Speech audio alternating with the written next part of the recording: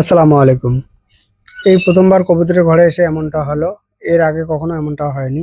তো কি হয়েছিল ভিডিওটা দেখলে আপনারা সেটা বুঝতে পারবেন। আজকে হাটে যাচ্ছি হাঁস বিক্রি করতে। এর সঙ্গে যদি কবুতরের বাচ্চা থাকে তাহলে সেটাও নিয়ে যাব।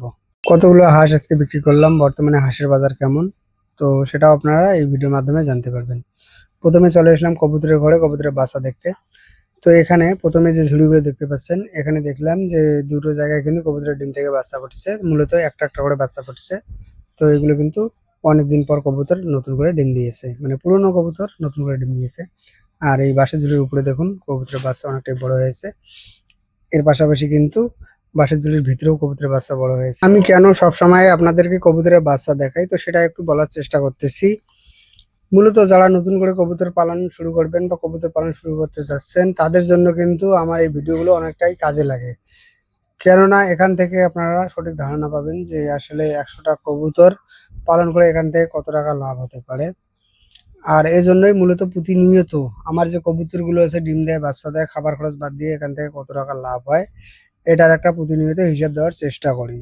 যাতে কবুতর পালন করে পরবর্তীতে কেউ মানে অসুবিধার মধ্যে না পড়েন। অনেকে বলে ভিডিওতে দেখি কমেন্ট করে যে কবুতর পালন করে কবুতরের কোনো রকম লাভ নাই। কিন্তু আমার তো প্রতি মাসে ১৯-২০ হলেও কিন্তু নিয়মিত একটা ইনকাম হয়। আর এটাই আমি আপনাদেরকে প্রতিনিয়ত দেখানোর চেষ্টা করি। আর যদি লাভ না হতো তাহলে এই যে এতদিন ধরে কবুতরগুলো পালন করতেছি, যেখানে বর্তমানে খাবার খরচ সর্বোচ্চ ৫,০০০ টাকার মতো। অনেকে আবার নতুন করে ভিডিও দেখবে, বলবে যে ভাই এখানে কতগুলো কবুতর আছে। তো সেটা আগে বলে নেই। এখানে ১০০ জোড়া কবুতর আছে, মানে ২০০ পিস কবুতর আছে। এগুলোর জন্য প্রায় ৫,০০০ টাকার আশেপাশে খাবার লাগে। তো অনেকে বলবে যে এই ৫,০০০ টাকার খাবারে কি এতগুলো কবুতর পালন করা সম্ভব? অবশ্যই সম্ভব। মূলত এখানে আমি ধানটাই বেশি ব্যবহার করে থাকি। এর পাশাপাশি গম মোটামুটি ২০ থেকে ৩০ কেজির মতো দিয়ে থাকি। এর পাশাপাশি কিন্তু সরিষা দেওয়া হয় মোটামুটি ১০ থেকে ১৫ কেজির মতো। এই খাবার মোটামুটি আমার ১ মাসের মতো হয়ে যায়। তো যারা আমার ভিডিওগুলো নিয়মিত দেখেন তারা অবশ্যই জানেন। বর্তমানে আমাদের এখানে যে নতুন ধানটা আছে এটা ৫৫০ থেকে ৬০০ টাকা মন। এর পাশাপাশি গমের যদি কথা বলি, গম আছে ৪০ টাকা কেজি। আর সরিষার যদি কথা বলি তাহলে সরিষাটা কিন্তু প্রায় ৩ মাস আগে আমি এটা কিনেছিলাম ৬৫ টাকা করে কেজি। এখনো কিন্তু সেই সরিষাটাই আছে। আর মূলত এখানে ধানটা কিন্তু বেশি ব্যবহার করা হয়। মানে ২.৫ থেকে ৩ মনের মতো প্রতি মাসে ধান এগুলোর জন্য লাগে। তো এখন নিশ্চয়ই মানে আমি যে খাবারের কথা বললাম এটা আপনারা একটু হিসাব করে দেখেন, তাহলে অবশ্যই বুঝতে পারবেন। যদি বলি যে আরো কম লাগে ৪,০০০ টাকার মতো, তাহলে এটা হয়তো অনেকে বিশ্বাস করতে চাবেন না। কিন্তু এগুলো আমার দেশি কবুতর, এগুলো ছেড়ে পালন করি। অনেকে আবার এইগুলো জিজ্ঞেস করেন, তো সেটাও বলে দিলাম। বর্তমানে যে নতুন ধানটা আছে, যদি আমি বেশি করে ধরি, মানে ৬০০ টাকাও যদি মন ধরি, তারপরেও কিন্তু ৩ মন ধানের দাম। যেখানে ২.৫ মন লাগে তাও আমি ৩ মন ধরলাম, তো ৩ মন ধানের দাম ১৮০০ টাকা, মানে ২,০০০ টাকারও ধান লাগে না। আর এখানে কবুতরের বাচ্চার যদি কথা বলি, অলরেডি কিন্তু আমি ১৫ জোড়ার মতো কবুতরের বাচ্চা বিক্রি করেছি। প্রায় ৪,৫০০ টাকার ৩০০ টাকা করে জোড়া বিক্রি করেছি। মূলত বর্তমানে যে সময়টা, এই সময়ে কিন্তু কবুতরের বাচ্চার পরিমাণ বেশি থাকে। আর যেগুলো থাকে সাইজ অনেকটাই ছোট থাকে। মূলত আপনারা জানেন যে আমার এখানকার হিসাবটা শুরু হয় ইংরেজি মাসের ১০ তারিখ থেকে পরের ইংরেজি মাসের ১০ তারিখ পর্যন্ত। তো সেই হিসেবে এখানে বাচ্চা অনেকগুলো ছোট আছে। এই যে নিচে দেখতে পাচ্ছেন এটাও ছোট। তো এই ছোট থাকার কারণে এগুলো বিক্রি করতে করতে আরো মোটামুটি ৮ থেকে ১০ দিনের মতো সময় লাগবে। এখানে বর্তমানে কি পরিমাণ বাচ্চা আছে নিশ্চয়ই আপনারা সেটা দেখলেন।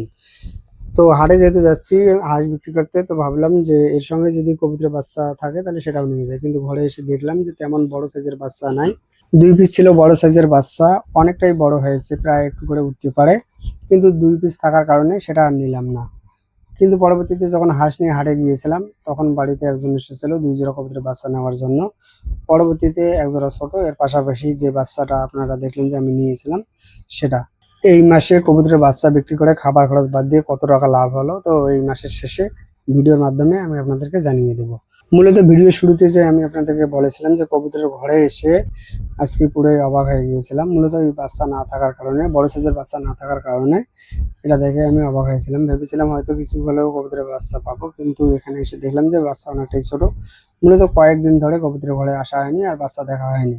কালকে অবশ্যই এক জোড়া কবুতরের বাচ্চা বিক্রি করেছিলাম। সেখানে শুধু নিচের যে কবুতরের বাচ্চাগুলো ছিল, মানে নিচের ঝুড়িগুলোতে যে বাচ্চাগুলো ছিল, সেগুলো একটু হালকা পাতলা দেখেছিলাম।